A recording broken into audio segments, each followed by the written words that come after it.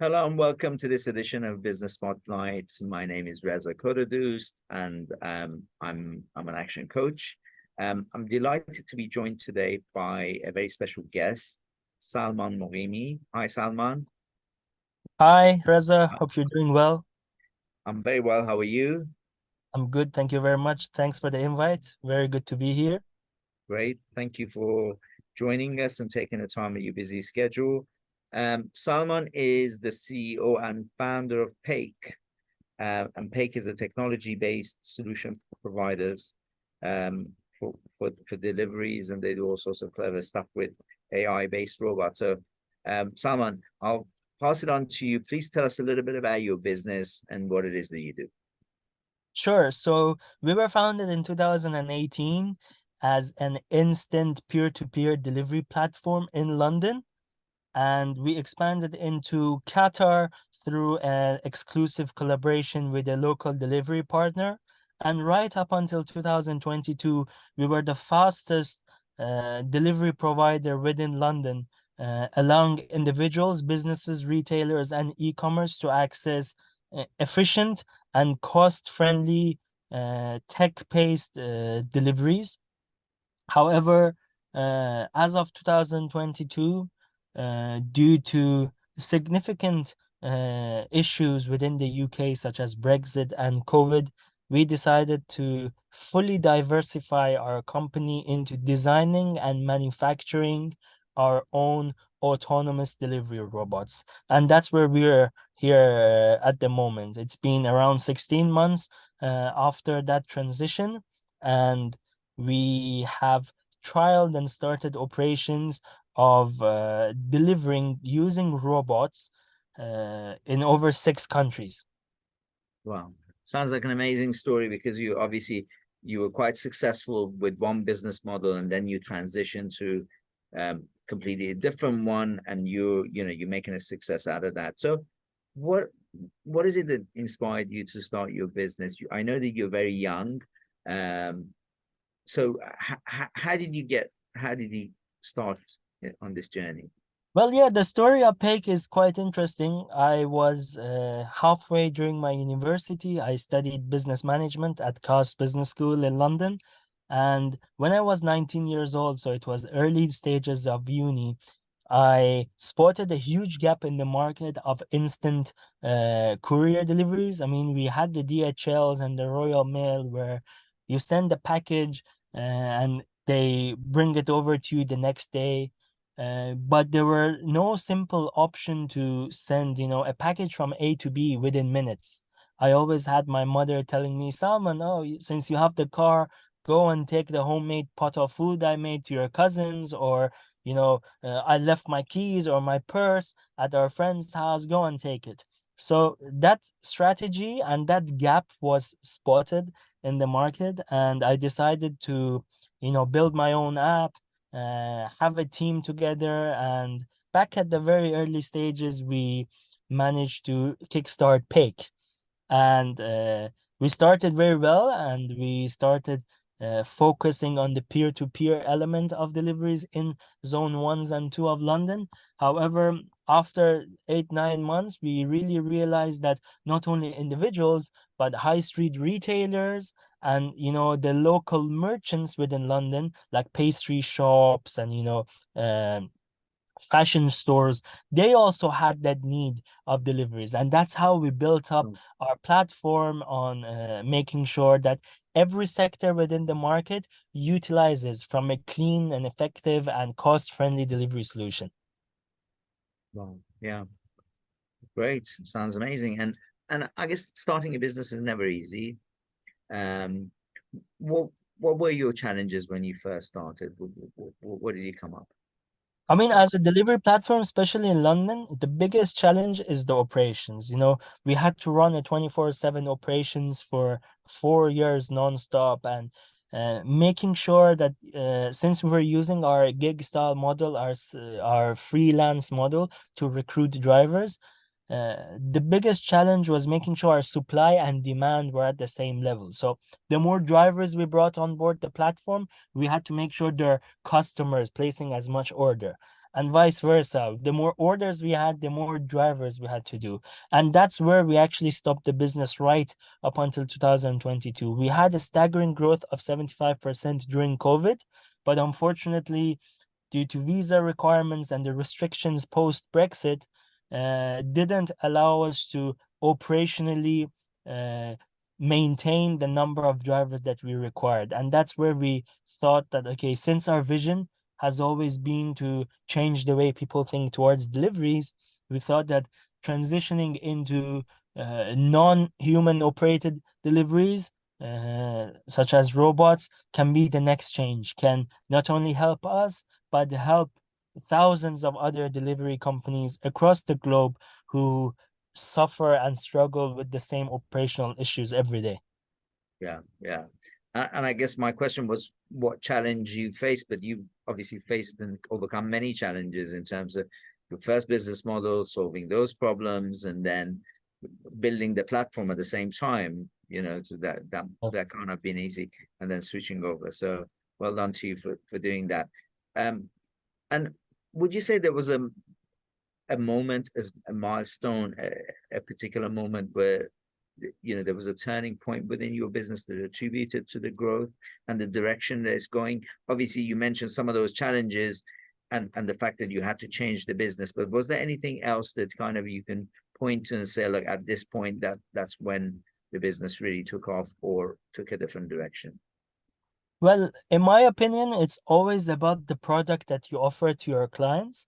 At one point, we realized that a simple mobile app will not reach us to the thousands and hundreds of thousands users that we were looking for. And that's where we diversified our product portfolio into having a online dashboard suitable for retailers. And then we introduced our API integration, which allowed a bunch of e-commerce to also benefit from our facility.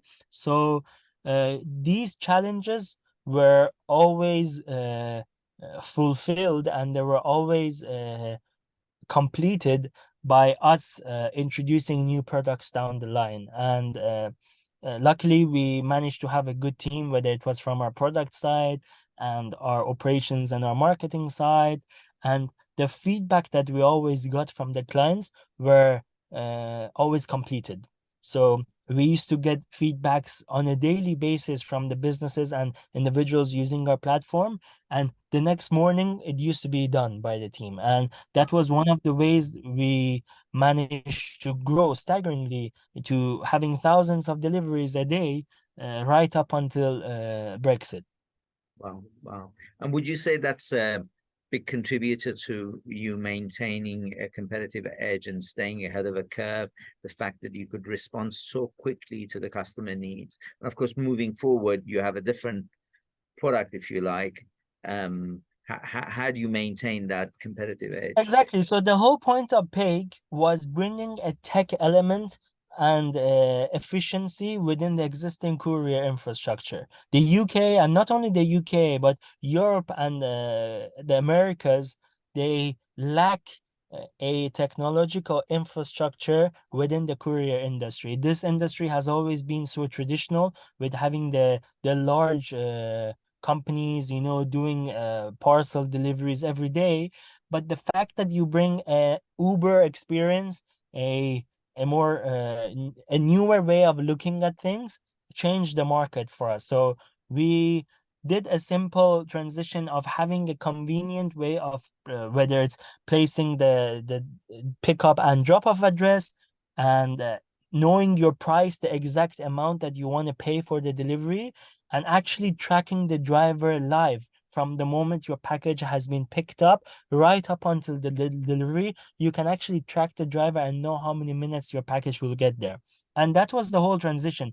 Whereas in the regular courier industry before us, people had a rough understanding of where their package was, and there was no tracking, and there were, the inconvenience which was there. And through innovative products and innovative solutions, that was our unique selling point at Payk, allowing efficiency within this traditional industry. Yeah, yeah, and I can definitely see how that could and did transform the way we sort of do things. You mentioned in your earlier comments about your team and how important they were to your success. So I wanted to obviously ask you, in your experience, what has been your approach to hiring? What kind of things do you look for? Qualities do you look for when you take on a new member of the team? And once you have that team, how do you make sure that they work harmoniously together? I mean, the first point that I need to mention, the fact that I learned across this journey, it's been around 6 years now, I learned that regardless of whoever you bring on board the company, uh, you as the founder need to know every single perspective within that company. There are founders which, for example, only focus on the tech perspective and, you know, the product perspective, and they keep the responsibility of operations and marketing to somebody else. And that's one of the biggest challenges. That was how we started. We started off by distributing tasks amongst our members and team members, but then I realized that in order for the synergy to happen, and in order for this strong leadership to happen across the team, I, as the founder, had to be aware and educate myself about whatever's happening. And that actually happened more when we were diversified into robotics. I wasn't an engineer, I'm a businessman, but I had to go and be part of my engineers and know what they do, what the technology is involved with, how they design the robot. So recruitment follows the same process. You first need to know the gap that you want to fill in your company, the position which is open and vacant within your company, and hire people based on filling your gaps, considering that you know the issues that you want that person to solve. That's one of the main tasks that people need to bring in, not passing over the department as a whole, but making sure that that person can be responsible for filling the gap that you want. And other than that, especially for startups, I believe that every single person who joins the family needs to be consistent with the aim and the vision of the company. Some people only join, unfortunately, due to, you know, the financial measures, and, you know, just having a credibility of working in a well-known startup. But it's not the case. Startup is all about family and caring about what the company achieves at the end of the day, and they need to follow the vision, which and the purpose of the company as a whole. Across our lifetime of the company, we tried to bring in more young individuals, more graduates into the company, fairly because they had a fresh mindset, a fresh start, and they were born to, you know, tackle the challenges. And I believe that that went well, considering that those fresh challenges brought new products and new ideas down the table, which gave us the unique selling point here at Peyk. Yeah, yeah, yeah. Amazing, amazing. Again, your approach and the fact that you deep dive into every area of the business to understand it fully before you hire for that. And I quite like the alignment of your culture and values and aims with the people that you hire.